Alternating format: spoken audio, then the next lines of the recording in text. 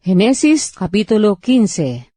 Pagkatapos ng mga bagay na ito, ay dumating ang salita ng Panginoon kay Abram sa pangitain na nagsasabi, "Huwag kang matakot, Abram. Ako ang iyong kalasag at ang iyong gantimpala na lubhang dakila." At sinabi ni Abram, "O Panginoong Diyos, anong ibibigay mo sa akin kung ako'y nabubuhay na walang anak, at ang mag-aari ng aking bahay ay itong taga-Damaskong si Eliezer?" At sinabi ni Abram, "Narito, hindi mo ako binigyan ng anak, at narito't isang ipinanganak sa aking bahay ang siyang tagapagmana ko."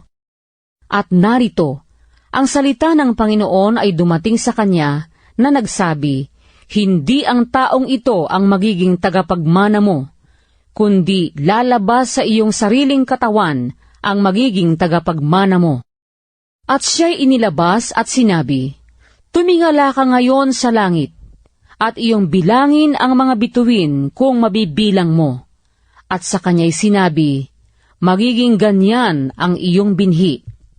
At sumampalataya siya sa Panginoon, at ito'y ibinilang na katwiran sa kanya.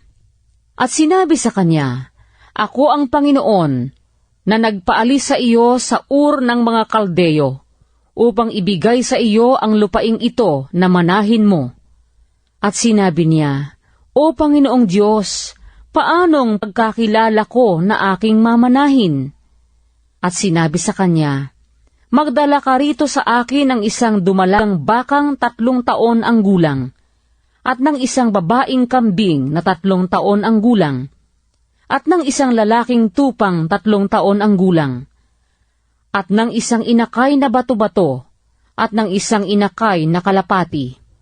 At dinala niya ang lahat ng ito sa kanya, at pinaghati niya sa gitna, at kanyang pinagtapat-tapat ang kalakalahati, datapwat hindi hinati ang mga ibon. At binababa ng mga ibong mandadagit ang mga bangkay, at binubugaw ni Abram. At nang lulubog na ang araw, ay nakatulog si Abram ng mahimbing. At narito, ang isang kasindak-sindak na malaking kadiliman ay sumakanya. At sinabi ng Diyos kay Abram, "Tunay na pakatalastasin mo na ang iyong binhi ay magiging taga-ibang bayan sa lupaing hindi kanila, at mangaglilingkod sa mga yaon, at pahihirapang 400 taon. At yaunamang bansang kanilang paglilingkuran ay aking hahatulan, at pagkatapos ay aalis silang may malaking pag-aari. Datapot ikaw ay payapang pasa sa iyong mga magulang, at ikaw ay malilibing sa mabuting katandaan.